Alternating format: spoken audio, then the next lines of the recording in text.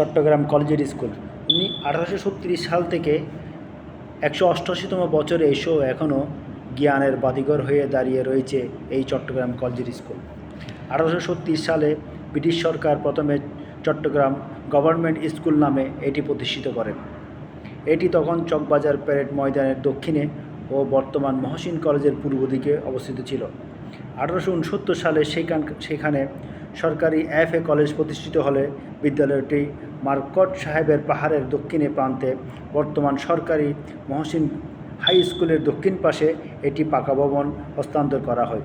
পরে 1886 সালে বিদ্যালয়টি আইসফ্যাক্টরি রোডে বর্তমান স্থানে স্থানান্তর করে পুনঃস্থাপনা করা হয়।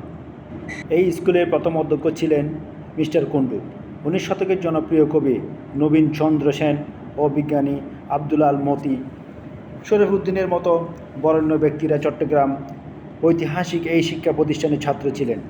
এছাড়া বিজ্ঞানী ডক্টর জামাল নজরুল ইসলাম, বিখ্যাত সাহিত্যিক হুমায়ুন আহমেদ, বাংলার একাডেমিক সাবেক মহাপরিচালক মুস্তফা নুরুল ইসলাম, অধ্যাপক ডক্টর মোহাম্মদ জাফর ইকবাল, অভিনেতা আতাউর রহমান ও আবুল হায়াত, পূর্ব পাকিস্তানের সাবেক গভর্নর জাকির হোসেন, মোশাররফ হোসেন MP, আব্দুল আল নোমান, মঈনুদ্দিন খান বাদল, সাবেক উপপ্রধানমন্ত্রী জামাল উদ্দিন আহমেদ, আমির খসরু মাহমুদ চৌধুরী, M মোর্শেদ খান, তত্ত্বাবধায়ক সরকারের সাবেক উপদেষ্টা হোসেন জিল্লুর রহমান সহ দৈনিক আজাদির প্রতিষ্ঠাতা M.A. মালেক উক্ত প্রতিষ্ঠানে লেখাপড়া করতেন।